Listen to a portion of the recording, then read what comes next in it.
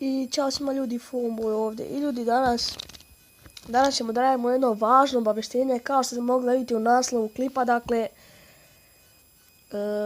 da ljudi, evo vidite, digao sam se sa trofejima, imam 2160, dakle, uskoro, ako Bog da, da imamo koliko ćemo najviše trofeja, 2214, dakle, ako Bog da, uskoro ćemo u arenu 8, dakle, ljudi.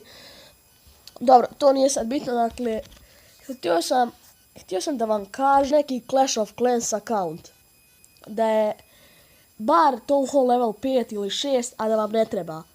Molim vas ljudi, dakle, molim vas. Pardon, prehlađen sam, izvinite, molim vas. Dakle, molim vas, ako imate account, molim vas, dajte mi account, ljudi. Neko me skemo, mislim, nije neko, već neki lik tamo iz neke grupe, dao sam account, mislio sam snimat na njemu. Bio jak account, Town Hall level 7 ili 8 i lik me skemo ladno, uzo mi je šifru i to sve, dakle, da ne dužim sad kako me skemo.